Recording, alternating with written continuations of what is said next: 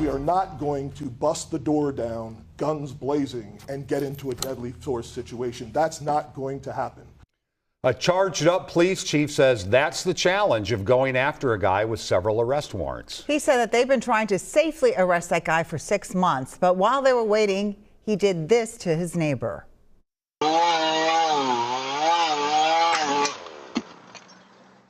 We first showed you that shocking shooting last night at 10. New video tonight shows this story is causing quite a stir at City Hall. That is a top cop clashing with a city council member behind closed doors. And as our Jason Rantala reports, tonight the victim just wants something to be done about the danger next door. New video shows his neighbor dumping strange substances in his yard several times. Part of a harassment campaign that escalated to this. And less than 24 hours since we first showed you Davis Moturi getting shot right outside his home, a slew of new charges, including attempted murder, filed against next-door neighbor John Sawchek. Sawchek now with 3 warrants out for his arrest. WCCO's coverage prompted a response from 5 Minneapolis City Council members Friday. A letter sent to both the mayor and police chief saying, quote, "We are writing today in utter horror at MPD's failure to protect a Minneapolis resident." Police Chief Brian O'Hara. It's beyond disappointing.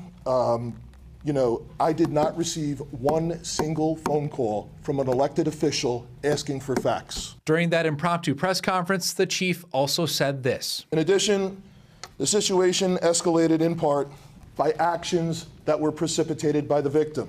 Moturi responding. He's a liar. He's a nothing liar. O'Hara says they've been trying to safely arrest him since April, waiting for him to leave his home. So why don't they go into his house and arrest him? If we did go in with a SWAT team and wound up in a deadly force situation, the headlines would read, "MPD shoots a mentally ill person."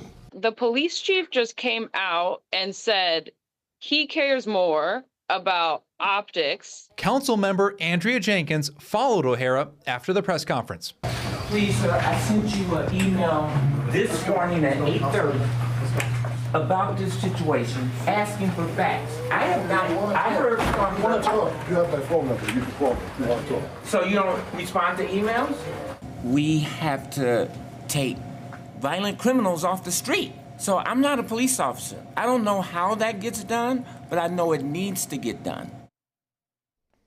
And Jason, I know that you talked to Davis in the hospital tonight. How is he doing? Well, he's still hanging in there. He's still not sure when he'll be able to leave the hospital.